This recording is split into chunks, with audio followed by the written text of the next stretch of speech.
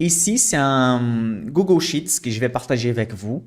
Donc, comment vous devez faire pour les télécharger déjà et les modifier? Première chose importante, parce que si vous me demandez l'accès par mail, etc., vous n'allez même pas avoir des réponses, parce que je vais vous apprendre ici, hein. Ici, c'est que moi qui peux changer ces fichiers. Pour l'avoir, vous avez besoin de créer une copie. Parce que sinon, imaginez 200 personnes ou 1000 personnes en train de les changer en même temps. Donc, c'est sûr que chacun doit avoir les siens. Donc, vous allez venir sur les menus fichiers. Vous allez cliquer sur créer une copie. Et ensuite, vous allez juste cliquer sur créer une copie. Vous devez être connecté sur votre compte Gmail, ok, Google, comme ça pour cliquer sur fichier, créer une copie. Ok? À partir du moment que vous créez une copie, vous allez tomber sur ces fichiers, il est à vous. Ok?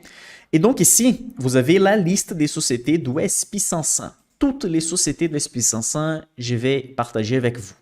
J'ai utilisé mes outils d'analyste financier pour déjà créer quelques colonnes et placer quelques ratios. Donc déjà, j'ai mis la valeur moyenne de SP500 de quelques ratios ici.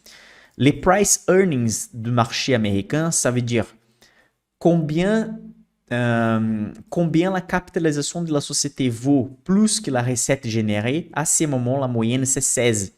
Normalement, si on veut des sociétés sous-évaluées, qui sont en dessous de la moyenne du marché, on veut des sociétés avec des valeurs inférieures à ça.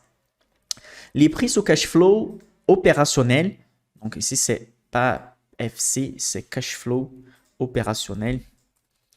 Donc, c'est 13 la moyenne aux États-Unis. Ça veut dire que la valeur que la société vaut dans la bourse est 13 fois plus élevée que sa trésorerie.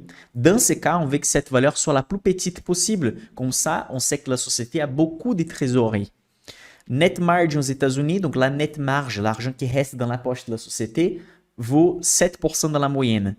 Et le return on equity, 12,5%. C'est les retours sur les capitaux propres. Donc, quelle est la rentabilité de la société générée avec ses propres moyens? Donc, si vous voulez, vous pouvez venir ici, par exemple, ah, Michael, je trouve que le marché est en bulle, il est surévalué, le marché est cher. Bon, s'il est à la moyenne, il y a des choses qui sont en dessous de la moyenne.